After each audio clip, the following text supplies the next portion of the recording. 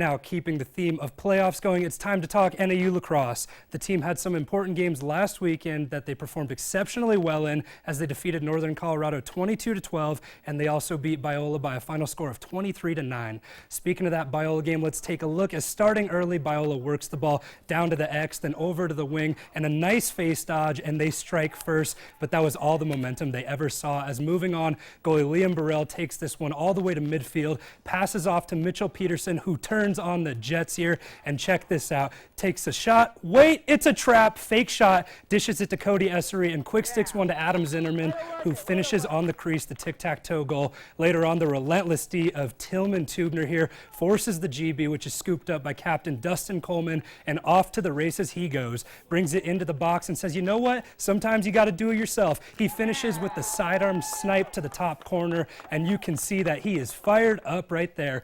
And just to add insult to injury here, Zimmerman takes the ball off a quick restart and gives the defender a nice little toe drag, dishes it to Lars Peterson, who finishes low to high with the snipe. And as I said earlier, the Lumberjacks went on to win this one by a score of 23-9. With these two huge wins that the team earned, they got home field advantage for their quarterfinal playoff game against Cal State University of San Marcos on Saturday at 1. This is a familiar matchup for the Lumberjacks as they have faced off against them the past 2 years in the quarterfinals and came out victorious in both matchups. Following these wins, the Lumberjacks were knocked out in the playoffs in the semifinals the past 2 years, and their loss in 2015 hit the team a little harder as they fell short to their rival Cal State Fullerton.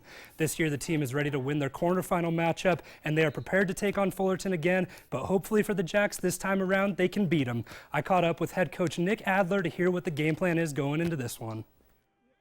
We had them beat the first time we played them, so we know what we're going to do. We just have to play our game again and then stay away from their pressure defense. We were able to shut them down the first 2 quarters, and then after that, we just kind of got into their heads, or they got into our heads, and then we let the game go. I know we can beat them.